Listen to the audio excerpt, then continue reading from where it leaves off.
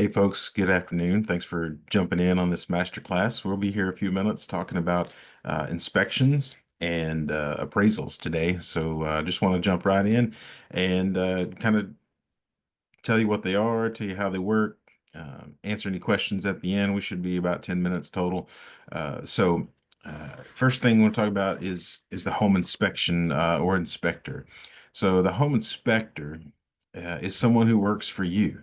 This is someone that you hire when you find a home that you want to purchase. You hire a home inspector to come in and take a look at the house. They look at every nook and cranny, go over it with a fine-tooth comb so that you know what you are buying. So the home inspector really is someone to come in and protect you. Versus an appraiser is very similar, but it's primarily one of the primary differences is that the home appraiser works for the lender. So if you're borrowing money, the lender wants to know what the lender is buying. So, you really don't own the house till you pay for it. Technically, legally you own it, but if you quit paying for it, the bank will take it back. So they're going to want an appraiser to come in and assess the home, inspect the home on their behalf. So it's the inspector that works for you, so you know what you're buying, and the appraiser works for the lender, so the lender knows what they are buying. That makes sense. So back to the home inspector. Kind of what does this entail? What does it look like? Well, the home inspector is typically depending on the size and age of the home, will be on premises for 2 to 4 hours. They're only doing a visual inspection. So if there's, it's things that they can see. Obviously, there's wiring and there's plumbing and there's some things that insulation in the walls, those kind of things they really can't inspect with a visual inspection. But that's what a typical home inspection is. There are some specialties that sometimes people can come in, inspectors with like an infrared camera and can see see inside the walls to some extent. Those things are available, but a typical home inspection in this area is just going to be visual. And they'll spend 2 to 4 hours and they'll test major systems. Um, they'll test the heat and air. They'll test, the dishwasher and the oven and make sure the bathtubs run, make sure the hot water kicks on, hot water heater kicks on, all those kind of things. They're going to inspect those, make sure they're functioning like they should. They'll look at the roof. They'll look at the foundation. They'll look at all these different things. One thing to keep in mind about a home inspector is that the home inspector is a generalist.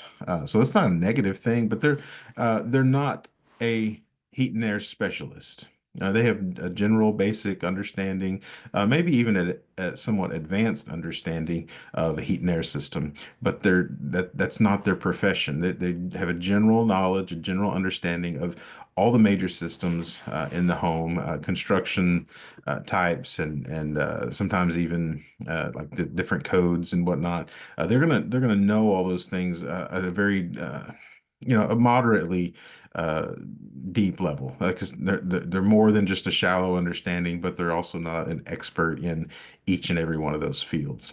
So understanding that sometimes you'll get an inspector who is not able to 100% say, yes, you need this particular thing to correct the problem with the heat and air. Or they may say, I see some issues with the roof. I'm going to recommend to you that you have a roofer or a roofing specialist come out and do a little bit deeper dive into that specific thing. So to the generalist, the home inspector, will many times recommend that you get a specialist to come look at one particular system in the home.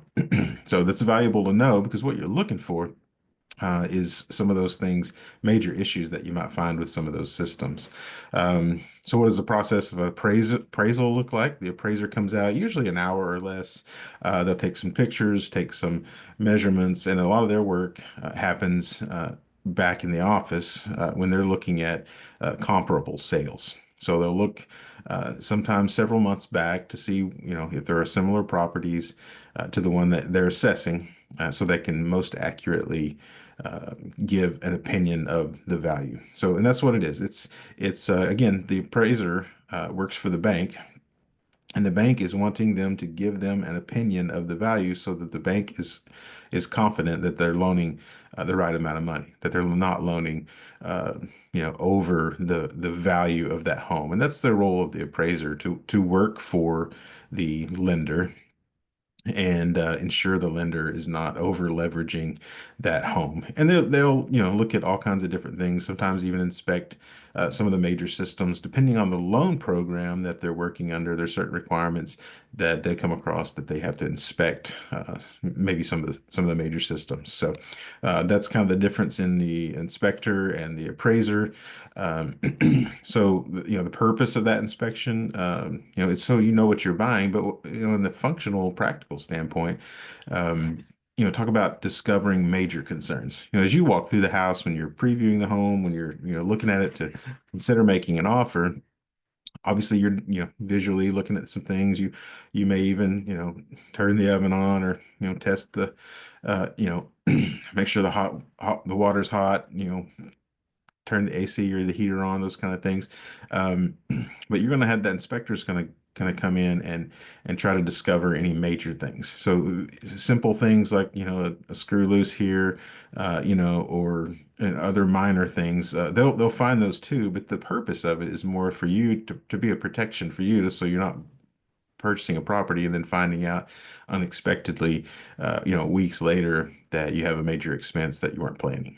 Sometimes when you do find those major problems, those major concerns, it's time to renegotiate the contract that you have in place, maybe asking for specific repairs to have the heat and air system repaired or to have the roof repaired or replaced. Or sometimes you just renegotiate the sales price by having the seller offer a credit in lieu of those repairs. So that's pretty common, both of those things. But the main thing for the inspection is not to nitpick and find all the petty little things for the that are wrong with the house.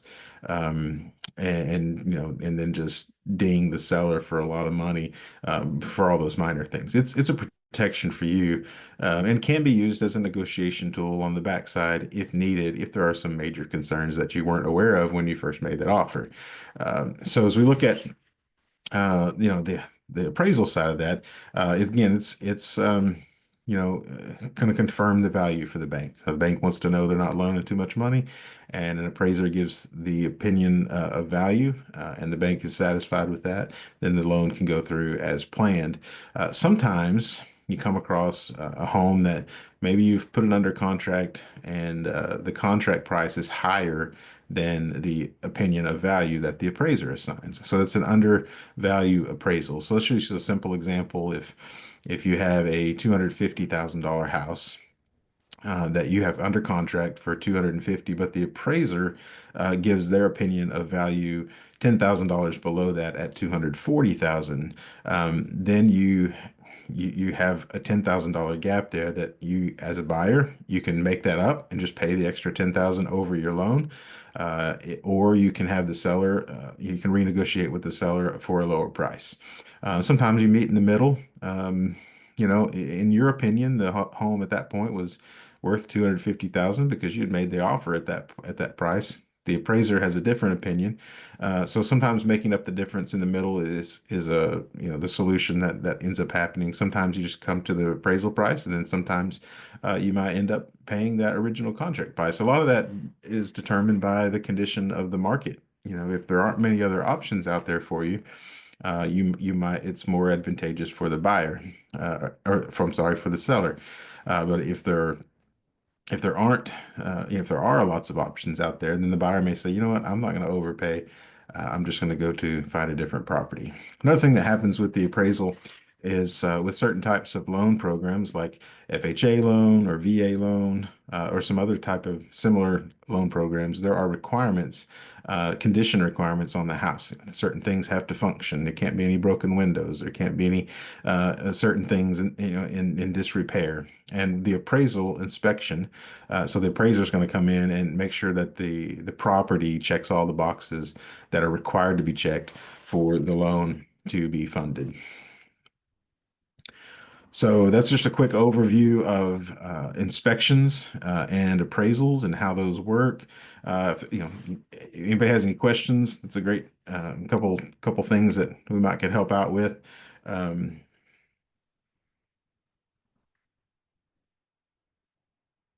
so who orders the appraisal?